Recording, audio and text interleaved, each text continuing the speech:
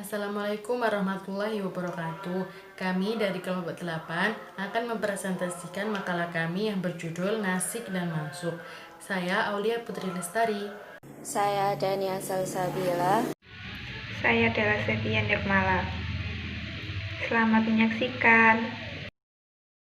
Di sini saya akan menjelaskan mengenai pengertian nasik dan mansuk.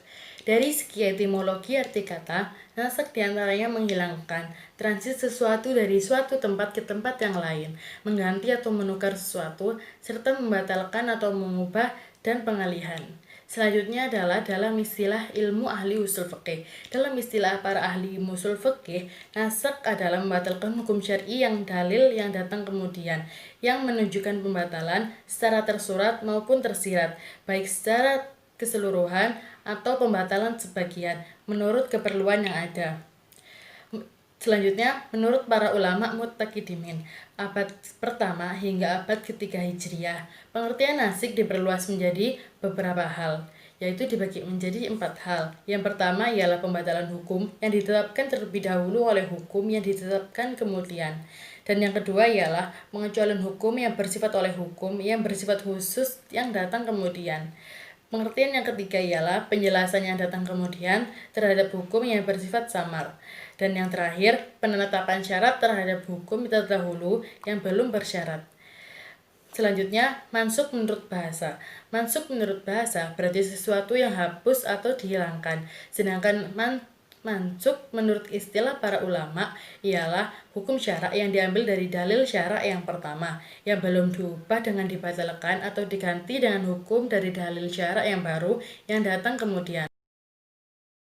Syarat-syarat syarak yang pertama adalah adanya mansuk anhu. Yang kedua ialah adanya mansuk atau ayat yang dihapus. Dan yang ketiga adalah adanya mansuk bih, ayat yang digunakan untuk memilih. Dan yang terakhir, adanya nasik yang setia. Syarat-syarat nasyak menurut Al-Azim Al-Zarqani, adanya 2 ayat hukum yang saling bertolak belakang dan tidak dapat dikompromikan serta tidak dapat diamalkan sekaligus di dalam segi. Yang kedua, ketentuan hukum syarak yang berlaku atau satelit datangnya belakangan. Ini ketetapan hukum syarak yang dihapus. Yang ketiga, harus diketahui secara meyakinkan perurutan turunnya ayat-ayat tersebut, sehingga yang lebih dahulu ditetapkan sebagai mansuk dan diturunkan kemudian sebagai nasik.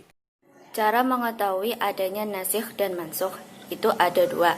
Yang pertama, bila ada 2 ayat hukum yang nampak saling kontradiksi dan tidak dapat dikompromikan. Yang kedua, harus diketahui secara meyakinkan perurutan turunnya ayat-ayat tersebut, sehingga ayat yang lebih dahulu ditetapkan sebagai mansukh dan ayat yang turun kemudian sebagai nasikh.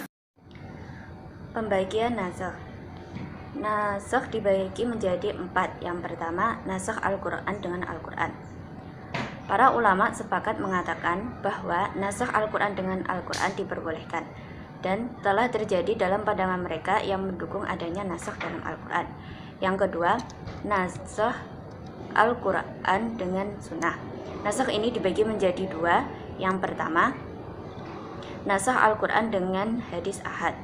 Menurut jumhur ulama, Al-Quran tidak boleh dinasikh oleh hadis, sebab Al-Quran adalah mutawatir, sedangkan hadis ahad zonni bersifat dugaan. Yang kedua, nasikh Al-Quran dengan hadis mutawatir. Nasikh ini diperbolehkan sebab masing-masing dari keduanya merupakan wahyu. Yang ketiga, nasikh sunnah dengan Al-Quran. Nasikh ini diperbolehkan oleh jumhur ulama. Yang keempat, nasikh sunnah dengan sunnah. Ada 4 bentuk nasikh sunnah dan sunnah, yaitu yang pertama, nasikh mutawatir dengan mutawatir. Yang kedua, nasikh ahad dengan ahad. Yang ketiga, nasikh ahad dengan mutawatir. Dan yang keempat, nasikh mutawatir dengan ahad. Ruang lingkup nasikh. Nasikh hanya terjadi pada perintah dan larangan, baik yang diungkapkan dengan tegas dan jelas maupun yang diungkapkan dengan kalimat khabar berita yang bermakna amr perintah atau nahi larangan. Nasakh tidak terjadi dalam berita atau kabar yang jelas-jelas tidak bermakna tolak, yaitu tuntutan berupa perintah atau larangan, seperti janji al-wa'd dan ancaman al-wa'id. Penunjukan adanya nasakh dalam syariat seperti firman Allah Subhanahu wa taala dalam Quran surah An-Nahl ayat 101 yang bunyinya Bismillahirrahmanirrahim. Wa idza baddalna ayatum makana ayah, yang artinya, dan apabila kami mengganti suatu ayat di tempat ayat lain. Quran surah An-Nahl ayat 101. Ayat ini juga nyata menunjukkan adanya ayat Al-Quran yang dinasikh dan mansukh. Bukan hanya nasikh saja. Ayat yang Allah jadikan pengganti adalah nasikh, sedangkan ayat yang digantikan adalah ayat mansukh.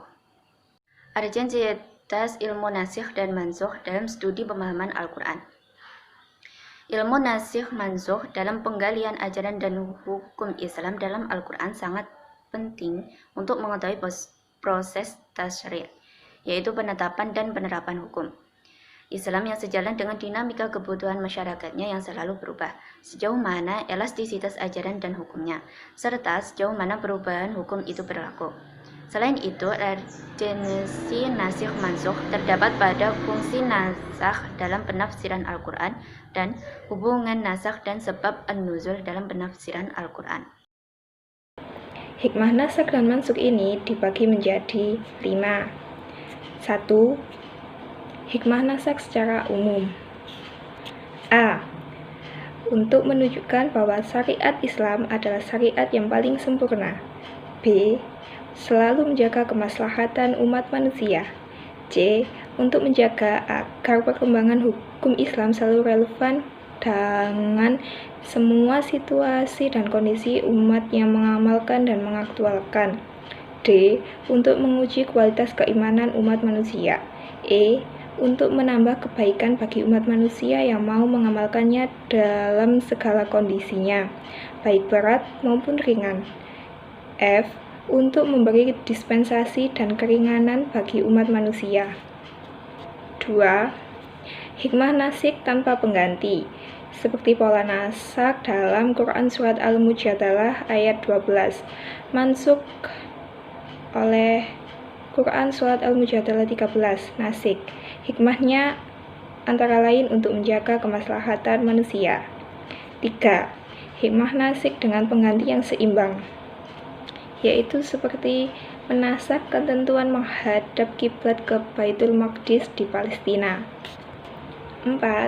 Hikmah nasakh dengan pengganti yang lebih berat, yaitu hanya memberi hukuman kurungan.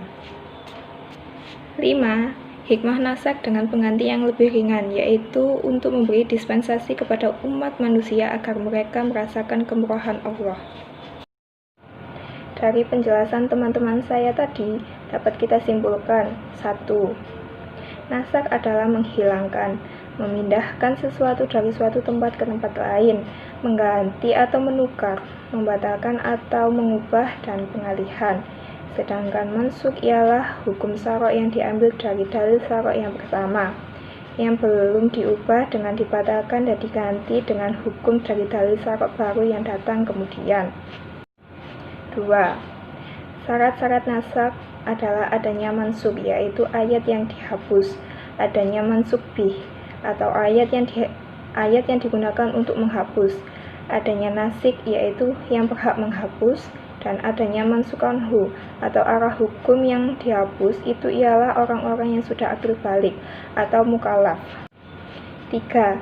Cara mengetahui adanya nasikh yaitu antara dua dalil nasikh dan mansukh, atau antara dalil 1 dan dalil 2 tersebut harus ada pertentangan yang nyata atau kontradiktif. 4. Nasakh ini dibagi menjadi 4 macam, yaitu nasakh Al-Quran dengan Al-Quran, nasakh Al-Quran dengan sunnah, nasakh sunnah dengan Al-Quran, dan nasakh sunnah dengan sunnah. 5. Ruang lingkup nasakh hanya terjadi pada perintah dan larangan, baik yang diungkapkan dengan tegas dan jelas maupun yang diungkapkan dengan kalimat, berita yang bermakna perintah atau larangan, yang tidak berhubungan dengan soal akidah serta tidak berkaitan pula dengan etika dan akidah atau dengan pokok-pokok ibadah dan muamalah. 6. Urgensitas ilmu nasikh mansukh dalam penggalian ajaran dan hukum Islam dalam Al-Quran sangat penting, antara lain untuk mengetahui proses tasrih atau penempatan dan penerapan hukum. 7. Hikmah nasikh, yaitu untuk menunjukkan bahwa syariat agama Islam adalah syariat yang paling sempurna, selalu menjaga kemaslahatan hamba agar kebutuhan mereka senantiasa terpelihara dalam semua keadaan dan di sepanjang zaman. Sekian presentasi dari kelompok kami. Mohon maaf bila ada salah kata. Sekian, wassalamualaikum warahmatullahi wabarakatuh.